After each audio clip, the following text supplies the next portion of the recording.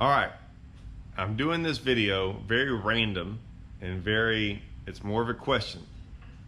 And I gotta throw this out there. By no means, golly, I'm gonna have to throw this right there, right off the bat for you guys. I have no idea what happened at St. Clair. This has nothing to do, okay, it has a little bit to do with St. Clair. But a lot of times I hear rumblings of certain things. I'll be honest with you, most of the times I hear about those rumblings, they're true. They're not like usually when I hear of stuff that goes on at an event, whether it's like information or people that were getting information, like these little bitty things that you hear about from people, 90% of it's usually, there's some truth to it. I'll be honest with you. Depending on who I hear it from, I've done a lot of videos, guys, and I would say most of them have come, if I talk about it, usually it's come out to be what I usually think it is, right? Whether it become the Zach Burge video, I mean, nailed it, right? FLW and MLF a long time ago, nailed it. Some of the Bass stuff, nailed it. I haven't really heard much about this. However, I have to tell y'all my experience with St. Clair. I've been to St. Clair one time in my life. I don't know how to explain this. I love frog fishing. This is the best way I can explain it. I love frog fishing. Love it. Like, I live for that bite. I live for going out there and throwing that frog and do koosh and setting the hook. Like, I love casting it. I love watching them hit it. I love setting the hook. Right? I love everything about frog fishing. I can do it every single day, all day long. Okay? When we went to certain lakes around the country, when I fished the tour, we got on certain bites. Because I would do everything. I'm not that guy that just did the same. I realized there were guys on tour that like did 3 things and that's all they did. They had a drop shot in their hand here. They threw a little wacky rig, or they did whatever. I ain't doing that. I'm doing whatever it took. And so you'd see me throwing a spinnerbait, throwing a topwater, dragging, throwing this, whatever. I got up to St. Clair and I got on a swim bait bite because I didn't know any better. I didn't know. I don't know what you're supposed to do up there. I had heard you go out there and throw a drop shot and do this with a baby Z2 and this and that and whatever. And that sounds great until you get on St. Clair and you look out there and you can't see the other side of the lake. It just looks like the ocean out there. And I was going, well, where? And then you look at the map, and the map's like got 4 contour lines on it. It's got like 5, 10, 15, and 20. And the contoured lines are like spread out over a mile. I mean, there's no contours. And they just get out there. And this is before live scope. Okay? So we actually had to go out there and fish, like blind fish. And I say that jokingly because it would be way different now. But back then, the only way you knew if you were around a fish is if you actually got it to bite, not because you could scan around and look for one. So I get out there in the first hour and I'm like, okay, I'm going to go out here and I'm going to try to idle around. I don't know idle around. It would take you, 42 years to idle that whole thing. If you spend every single day doing it, every hour. So I get out there and didn't catch anything. And I'm like, this is stupid. And then there were some boats up shallow. I'm like, what are those guys doing? And they weren't bass boats. And I went up there and it was on this inlet thing. And next thing I know, I go out there and I don't get around them. I just didn't know what they were doing. And they weren't catching anything. Anyways, we kind of got up there and not in them, but I just was interested. And next thing I know, we started catching smallmouth. Those guys weren't smallmouth fishing, but they were so shallow. And I was like, oh, I can catch fish shallow on this lake? Okay. And so then I went shallow fishing and smashed on, ended up finishing, I don't remember what, 5th or 6th. Anyways, I caught them all in 5 foot, almost all of them in 5 foot of water or less. I did figure out one little place I'd catch them in like 13. But yeah, caught them all shallow. It was phenomenal. And reeling the swim bait, and I said, this was the coolest bite. I want to go frog fishing, but if I lived near Michigan and I live near St. Clair, it's the one thing I want to go do again. Of all the places I've ever been, I want to go there and I want to go throw that bait shallow like I was doing and catch them. The bite was so much fun, and the way they fought and the way it worked and how it was. And You could see some of them. Just everything about it was like, I loved it. It was great too because I was the only person doing it. But when I say I think Thrift might have been doing it, but where I was for miles, and there was no one around me doing it. I never saw anyone do it the entire tournament. Ended up catching like over 20 pounds a day. It was phenomenal. Now, the tournament got won. A buddy of mine won it, Chad Grigsby. There's always drama at some of these events that never come out. I wasn't a part of this drama. I rarely ever am. I was off doing my own thing, doing something weird that probably people were like, are you serious? That's what you did? I'm like, I didn't know. How was I supposed to know? Well, then I find out like you could tell there was like some tension. And like I said, I've seen it. I saw it the first year we ever went to Okeechobee. There was some tension. People were asking me about, hey, did you see so-and-so over here? I'm like, I guess. I don't know why. He's like, well, he went over there yesterday and he showed up today and this guy told this guy and all these, like, there's always this kind of drama. And it's true. Like this happens all the time. I could go on and on. This is why I have a very different outlook on fishing as opposed to the casual fan, because these things that happen do happen. It's not a jealousy thing. It's not a hating on people thing. It's because it happens. And we're not allowed to talk about it. I wish we could maybe get more, like, I don't watch NASCAR, but they go freaking have it out, right? I wish we were able to talk about this more openly, but we're all supposed to keep quiet about this stuff. No one's ever supposed to talk about the information that gets shared and why people show up on certain places on day 2 that weren't there on day 1, and how do they find it?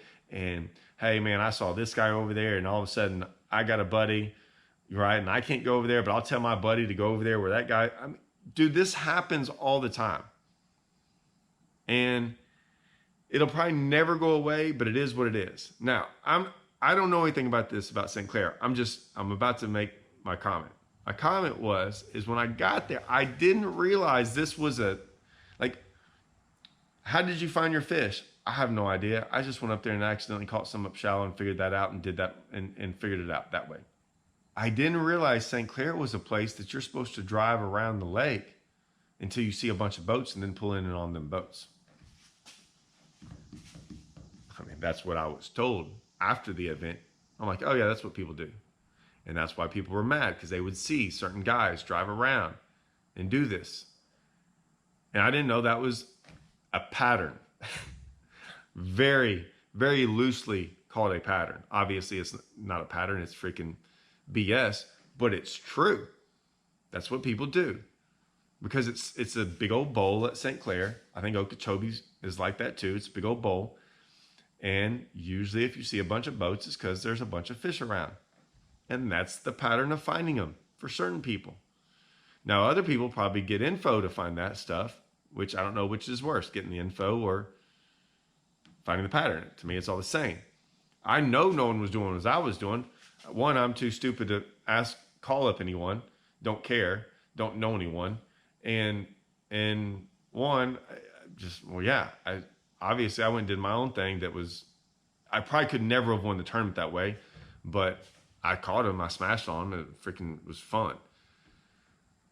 That is a thing. And it's weird too, because, and this isn't about, like I said, this is about no one at St. Clair. I haven't really heard this. There was some people going, it's interesting how certain people always seem to land on these fish. I did find that when I fished the tour, that when we went to those lakes, that had to be it wasn't a pattern thing. It was it would be like, there's a grass mat that's like 19 acres, like 19 miles long. And there was like one little spot of 50 yards where all the fish are at. And it was like, when we went to those lakes, it was always weird how there was like 2 or 3 guys that always landed on those spots. Like they always landed on that needle in the haystack, no matter where we went. Can't really graph them. You can't really do anything like that. Like they just landed on them. And it wasn't always the guys that won. That's not what I'm saying.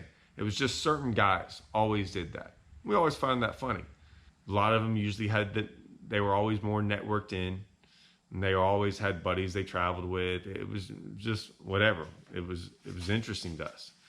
And I heard the same thing, that there was like, yeah, it's funny how this one guy always seems to land. Like there's a couple people that always just seem to land at this big giant lake. They just landed right on the spot. Now, a lot of those places weren't the winning, even in the top 10 guys. And St. Clair is one of those places, and I quickly realized this too, that the schools of fish are all determined by size by like a quarter to a half a pound. And so you get this one place and there's like 9 guys all fishing this one area, and they all catch like 19 and a half to 20 and a half pounds, like all of them. Like the guy who does better than everyone else catches the 20 and a half, and the other guys all catch like 19 and a half. And like, what's the it's a big difference on that lake. And then all of a sudden the other guys are all on like 22 to 23 pounds. And then one guy's like on 25 to 27 pounds, right? Like finding those bigger schools, not the bigger schools, the bigger size fish is a big deal in that lake. I just am just interested about the St. Clair thing. And since I'm not from there, I don't have a lot of, I can't go and ask locals or people that are around there. I could ask Zona, but he wouldn't actually say it out loud, I guess. But guys that are from St. Clair, if any of y'all are from there, I mean, is this a thing that happens on a local basis all the time? That you just have those guys that just drive around and look for certain people? Because like I said, the fish, I don't want to say this and get everyone all riled up. Look at the weights.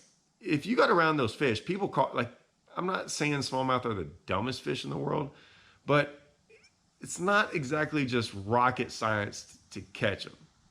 I mean, they're not the hardest fish sometimes to catch. I mean, they live in a big giant lake like that. I mean, they're not getting baits thrown at them all the time. I mean, they like shoot half the year, they're not even getting thrown at. We got our lakes down here, you know, they're getting baits thrown at them freaking 12 months out of the year.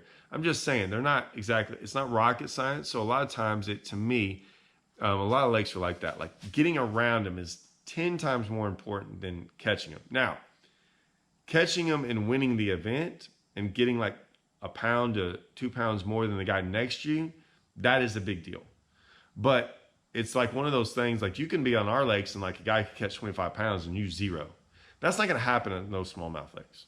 Like you can basically just catch some fish up there. You might not catch as big or as many, but you're going to get bit if you get around those fish. It's not the case all the time at some of these other lakes. Just curious as to what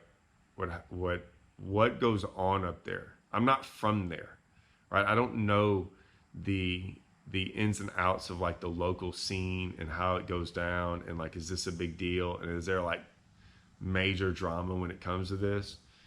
A lot of these guys that fish these tournaments, like me, I was so clueless when I went to St. Clair. I was sitting there at the top 10, like just excited and happy and like, yeah, man, I freaking came up here the first time here. And I was like waiting for my check. And I think I made the Forest Wood Cup because of that. So I was like, there's another 10,000. And I think I made another, man, I was just excited.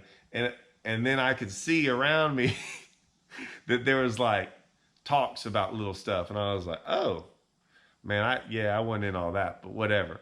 And so it was just interesting to me. I found that really funny.